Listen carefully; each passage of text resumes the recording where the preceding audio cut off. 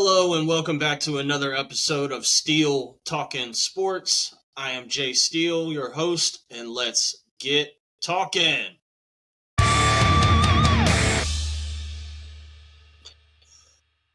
Hello. It is Monday, June 17th. We have Game 5 of the NBA Finals in front of us. At least we got more games, so let's get talking in just a few minutes. As far as last week's episode, let's see, we would have been game 3, I believe. That first game at home, Dallas -2 in the Dallas money line. Obviously, we got that wrong. So not good for last week's episode. And then let me just double check that. Yeah, Monday, June 10th. So we had that game on Wednesday. That's right. Game 3, Boston won 106-99. And then finally in game 4, Dallas showed up, and they absolutely crushed Boston 122-84. Finally, something went right for the Dallas Mavericks. So we have more games in the NBA Finals. I do have a take that is, quite crazy, but I think if Dallas could somehow win this game and get back to Dallas for Game 6, I think that Boston would be feeling the pressure quite a bit, and it would make this series more interesting. So we'll get into that in a few minutes as far as what I'm looking at for that game. And over to the NHL side for that part of last week's episode. Let's see. We had... Sorry, give me a moment here. Monday, we had game 2. I was on Edmonton money line and over 5.5. Florida won that game 4-1, so I had both of those pieces wrong. So yeah, last week's episode was a total dud. That sucks. I'm just not seeing things the right way in these final series. Following that, the teams went to Edmonton on Thursday, the 13th. And Edmonton played a better game, but they still lost 4-3 to go down 3-0. And then finally, they showed up, just like Dallas did in Game 4. And Edmonton, shot the lights out, and they won 8-1 with Sergei Bobrovsky being pulled after the 5th goal he had given up in. I think that was in the second period. So a lot different. Results in those last 2 games. So finally we got some kind of action in these 2 final series, NBA and NHL respectively. But we will try to find some edge tonight in this game 5 NBA Finals in Boston at 8:30 on ABC. Let's jump right into it. Boston -6.5 points. The under is at 210.5. Boston on the money line -260, and Dallas +6.5, obviously, and +215 on the money line. Injury updates. Porzingis. Let me just check. It says game to game, but he is questionable for game 5. I don't think there's any chance that he plays. Based on the reports that I heard last week that this, I don't know the terminology for it. It's too complicated for me to pronounce, but it sounds like this is a 3 to 4 month thing, and so he's probably not going to play game 5 or the rest of this series, even if it went 7 games. Luka is obviously on the injury report, thoracic contusion, but listed as probable for game 5, so no issues there. The thing to me is that in game 4, Dallas just got an early lead. They got hot early, sharing the ball. I think it was a pretty balanced scoring attack from all over. But they were up by 13 after the first quarter, and then piled on another 13-point lead in the second to be up 26 at halftime. And at one point, they had a 48-point lead during the game at some point. I thought it was going to get pushed to 50 and them win a finals game by 50 points. That would have been wild. But points in the paint, 60-26 for Dallas. Only 11 fast break points, but they forced 14 turnovers from Boston.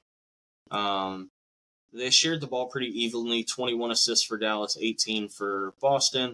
The rebounding advantage, though, 52-31 for Dallas. I mean, that's insane, that kind of rebounding advantage in one game. And Dallas still only shot 68% from the free throw line, with Boston shooting 92%. So Dallas still has room for improvement. I think that if they can build on what they did right in this game, I think there's a chance that they could keep this close today. The plus 6.5 is a good look. Obviously, Boston at home is pretty damn good. This is the first time that Boston has lost at home in the playoffs. On the road in the playoffs. So you would think that they kind of have that fire underneath them to show up in Game 5 and win on their home court now. But we shall see. On OddsShark, they are predicting a predicted score, Boston 114 to Dallas 104. And the total will go over the 210.5 if that was correct. I don't know. I like what I've seen from Dallas, even though they've only won one game. The under has hit in all 4 games. But I just don't trust this Boston team. That is my problem. As far as betting splits, on Sports Betting Dime, as far as the spread for the game, plus 6.5 for Dallas across the board at all sports books, minus 6.5 across the board. For Boston, 57% of the bets have been placed on Dallas at the plus 6.5, and 58% of the money that's being placed is on Dallas as well. So that's an interesting take. As far as DraftKings specifically, they are listing that 66% of people betting on this game are on Boston minus 6.5, with also 63% of people betting are on the Boston money line. However, 64% of people are betting the over 210. So that's a pretty big difference from Sports Betting Dime, who's putting together, I would imagine, all of these numbers from all of the sports books that they get reports from. DraftKings is just one of them. In my opinion, I think this is going to be a closer game. I think that Boston is going to play tight because they're trying to win at home. I think that could cause them to have a poor shooting night. And if Dallas can play defense, I thought that Maxi Kleber played well in Game 4. And Tim Hardaway, I know it was garbage time in the fourth quarter, but in 6 minutes, like 6 minutes into the fourth quarter, he had 5 threes and 15-plus points. I mean, if they could give him a look early in the game in the first or second quarter when they take Luka or Kyrie out, and he could get hot like that, I think that could change the game for Dallas. But obviously, if he goes cold, it's a moot point. It doesn't affect the game at all. So I definitely like Dallas if they can get a better shooting performance from some of the role players. PJ Washington has not really shot the ball well from 3 in this series.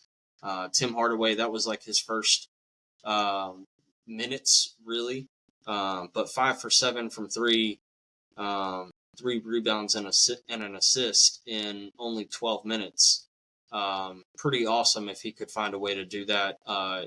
Give you half of that in 6 minutes at the end of the first quarter into the second.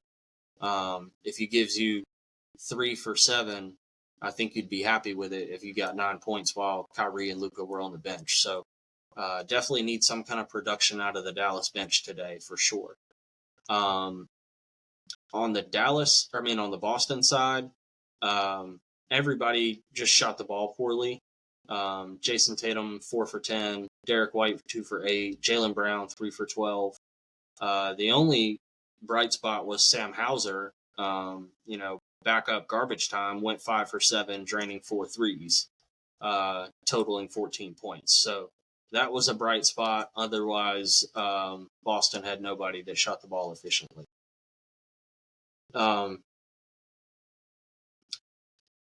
In this game, I really think that Boston is going to get the win, but if you saw in the Pacers series, they had trouble getting by the Pacers team, and 3 of the 4 games Indiana covered the number there. But other than the game, I've started using an app called Rhythm.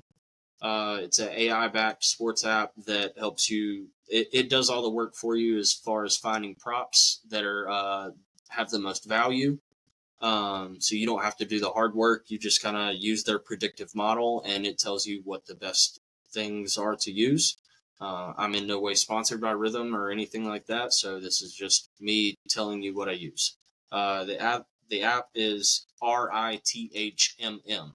You can find it on the App Store. But for tonight's games, some of their best prop plays, Peyton Pritchard over 1.5 assists at plus money, plus 105. Rhythm predicts 3.5. When you click on this prop, it shows you, the last 5, the last 10 games or so. And he's hit this number in 6 of the last 10 games. It's kind of like in Indiana, he had 2, 2, 3, 0, and then 2 apiece in the first 2 games of this series, 1 in game 3, and then 3 the last game. So they're projecting that he goes over 1.5 assists. Daniel Gafford right now is at over 3.5 rebounds at minus 150. It's a steep number to pay, but Rhythm predicts he's going to have 6.5 rebounds. So if the line is set at over 3.5, that's some really good value. They're projecting him to double that rebound number. If you took an alt line, him 5 or 6 plus rebounds, you could get some really good number. Other plays that I like,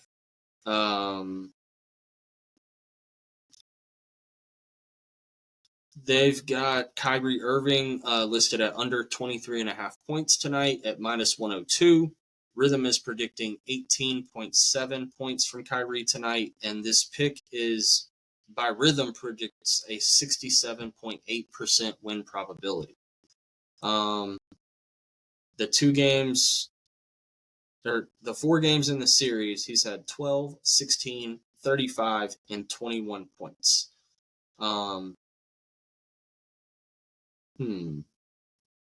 He's basically hit this number every other game in the series. It's 20. Here's how many points Kyrie has scored in the last 10 games, starting with the end of the Oklahoma City series. 22, 30, 20, 33, 16, 36, 12, 16, 35, 21, and now tonight's game.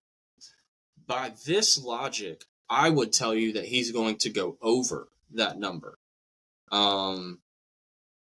It seems like after he follows up a performance with 20 or less, he comes out with 30 or more. So if his over-under is at 23.5, I would like to play the over, even though Rhythm is predicting 18.7.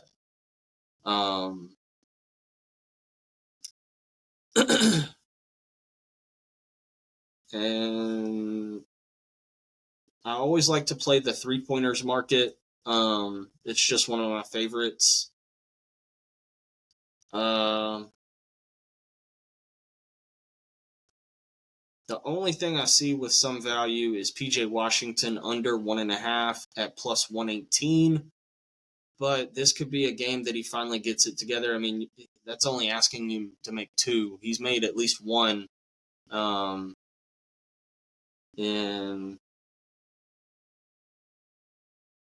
let's see. Last 10 games, he's hit at 70%. 2 games he's had an over, and 1 game he's had 1. But every other game he's had at least 2 in the playoffs. And if you go back to the Clippers series, I mean, he had 5 a couple of times, 7 one time, 4.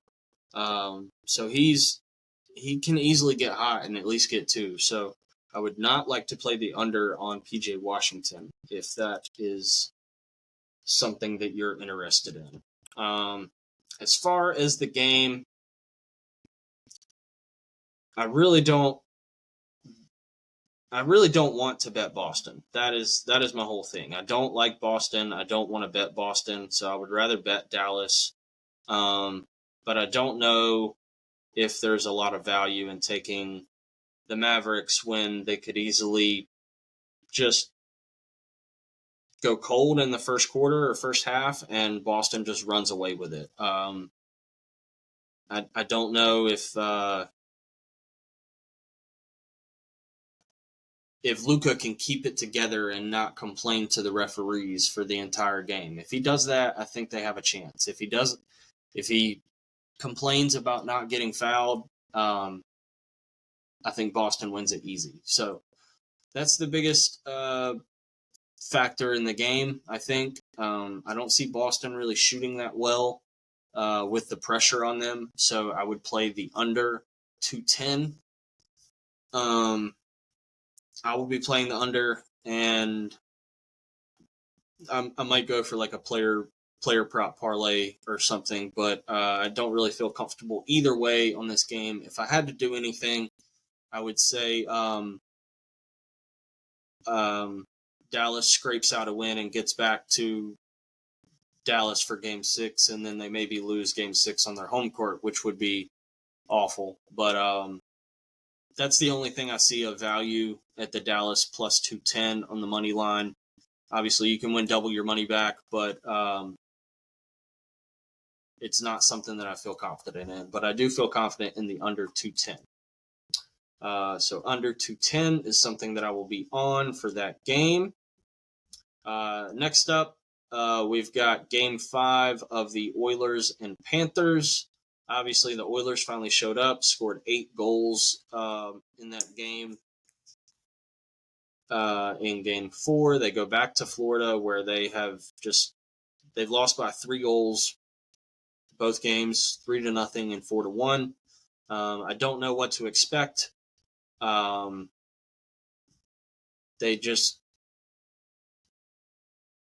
don't seem to know how to figure out. Well, they did in Game 4, but they've had trouble figuring out the Panthers' defense. They play exceptional defense.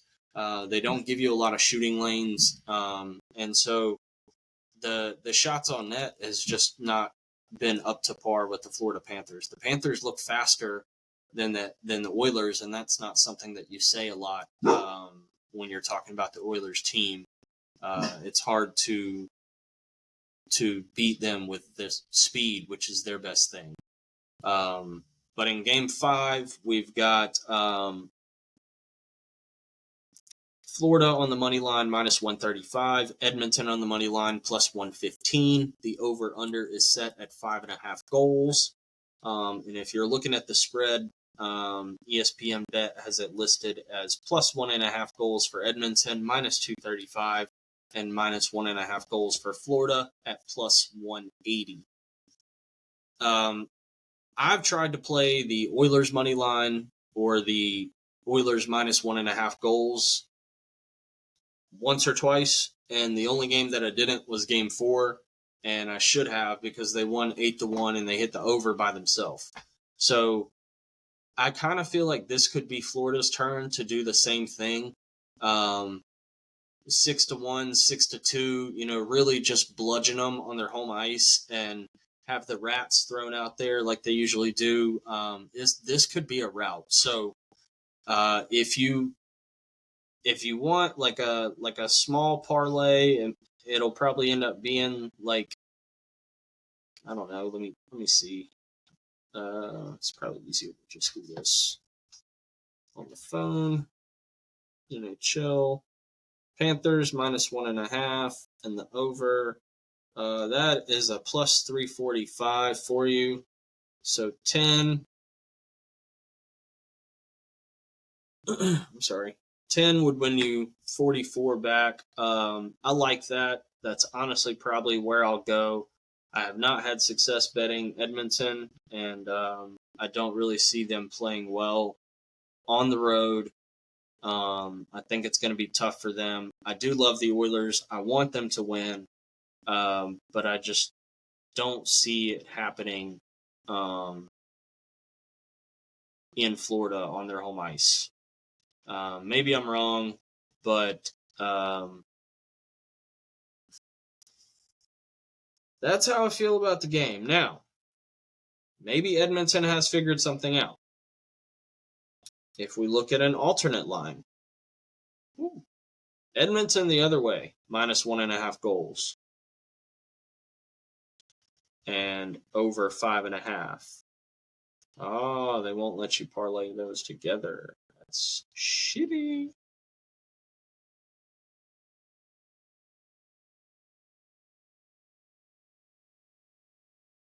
Nope.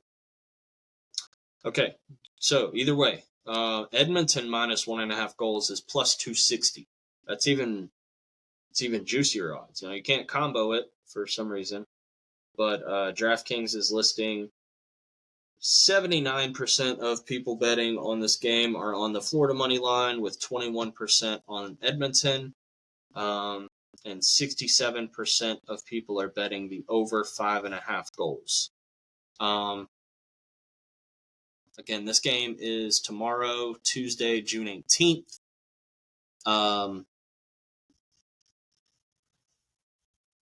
I think Florida gets it done. I think Bobrovsky has a better game, but I would not be surprised to see this be like a 1-1 or a 2-2 game late in the third and possibly go to overtime. That would be very compelling. We have not had an overtime game in this series yet, so we're due for one.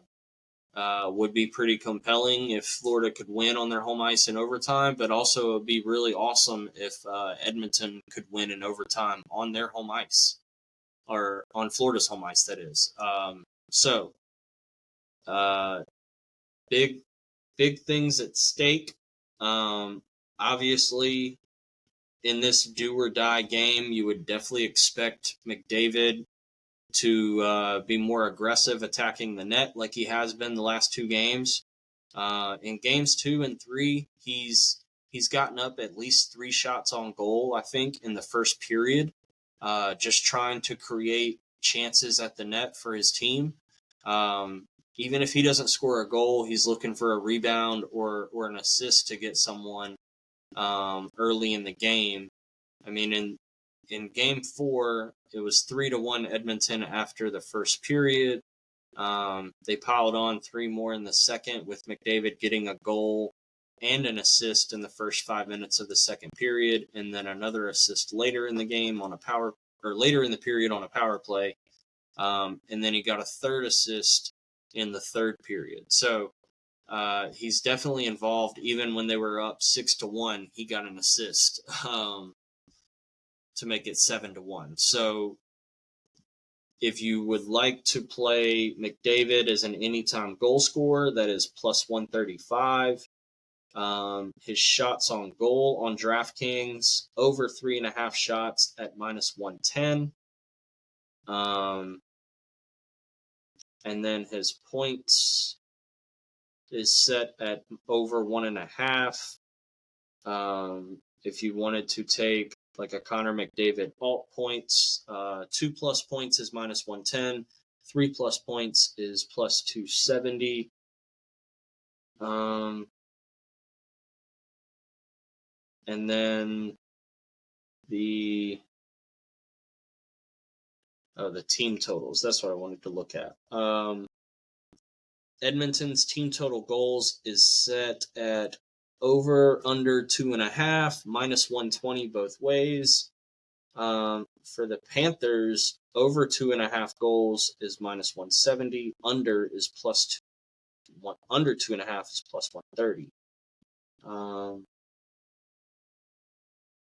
And then over 3.5 goals for Florida, +140. Under 3.5 goals, -180. So the books definitely expect Florida to be in the 2 to 3 goal range at home, and they're really looking. They're not expecting Edmonton to get to 3 goals. Is basically what they're saying by the looks of those things.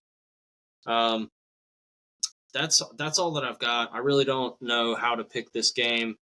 OddsShark is predicting Florida predicted score 3.8 to Edmonton 2.3. I don't really know. I want Edmonton to win. I want this game to go long, or this series to go longer, just like the NBA Finals. But Florida at home is just pretty damn good. That is what I think I would be on. Florida -135 on the money line. The under plays +222. So does the over. Yeah, give me Florida money line. But if you want some plus money value, Edmonton +114 on the money line is not bad either.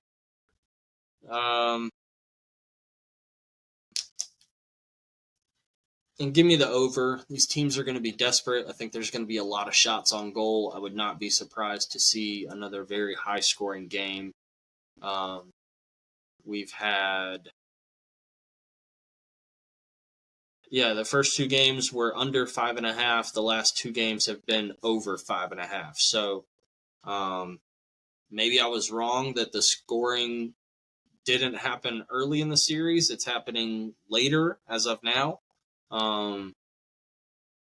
Edmonton was down 2-0. They finally put up 3 goals, even though they gave up 4. Then they were down 3-0, and they finally put up 8 goals. So that, I think in this desperation mode, Oilers are going to put a ton of shots on net, and they are going to be desperate, and that is going to cause more chances at the net. So I would play the over 5.5 goals in Game 5. That is all that I've got for this episode 15 of Steele Talkin Sports.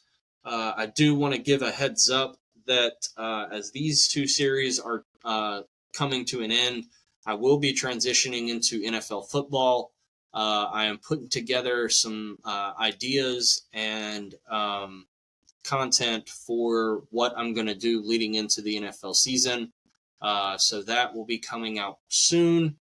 Do bear with me with that because I am still new to this. So I hope it's well received. I hope my ideas come out the way that I want to. But just wanted to give a heads up that I will be switching to NFL content very, very soon as training camp and OTAs or whatever they're called come to an end and we get close to the NFL preseason. So NFL content coming soon. Be on the lookout for that. I will let you know when those episodes switch over. That is all that I've got for today, Monday, June 17th. I will be back next week. Hopefully we've got, a Game 7 to talk about or recap.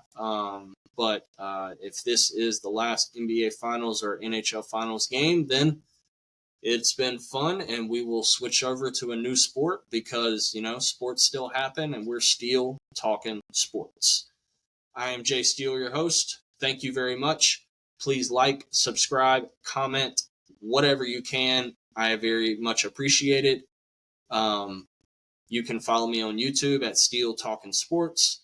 Follow me on Twitter /X at Steele_Talkin, and I will catch you next time.